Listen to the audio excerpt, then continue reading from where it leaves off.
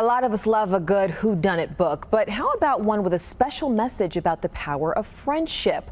Book critic Gwen Reyes is here with a pick that's perfect for summer vacation. And Gwen, this one sort of has you asking lots of questions as to who was behind it. So what's the name of this book? So this one is called It's Always the Husband, which I think is kind of a misnomer. I think it's a little misleading on this one, because a lot of these books, you've got the Liane Moriartys, you've got the Gone Girls, they're always about the husband ends up being the culprit at the end, or the lover or whatever. But in this one, we've actually got three best friends who met in college, who have a really horrible thing happen to them when they're at school, and it kind of fractures their friendship, but they all still stay in each other's lives. They go off on their own directions, but then they come back 20 years later and one of them is dead, and they're trying to figure out who exactly was involved with that. So as you're reading the book, are you pretty much saying, okay, this is the person who did it, that's the person who did it, and the book is constantly taking you on this different journey, but you're also always aware of how the friends are really trying to make up for the mistakes of their past and involve each other, but also to kind of ask the questions that nobody else is going to ask, because the person who loves you is always the person that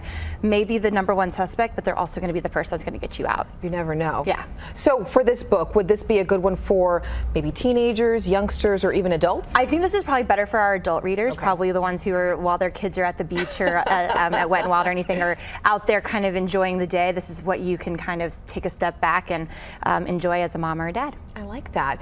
It's interesting, though, that you say they started off in college. So do we see lots of, I guess, time travel going back and forth? There's a little bit of flashbacking, but it really does go very linear. It starts with their first day of school with all three of the best friends who don't even know each other when it starts. And so then they kind of have their own backgrounds. One's very wealthy, one is there as a college scholarship, and the other one's kind of just trying to forget what her life was like back before she came to school. And so these three people who I would find very unlikely to have formed a friendship all ended up finding their own kindred spirits in each other. See, these books are hard for me because I always assume I know exactly who did it, and then I read something that completely changes my mind, and then I'm frustrated. And well, I'll ask you this: by the end of the book, does it make sense? Does it all come together? It does make a lot of sense, and it's a super quick read. Like, you cannot put it down, which is nice, because I find a lot of times with thrillers that you're just kind of, you get very overwhelmed with it. Sometimes you're taking notes because there's so much going on in the book. There's so much going on, and this is very very obvious, and not the thriller part is not obvious. I don't think that the killer was very obvious, but I do think that it hits all those really good beats that a good thriller reader is looking for. Well, it can't be the husband because that's in the title of the book. That would be too much. That would be too on the nose, wouldn't it?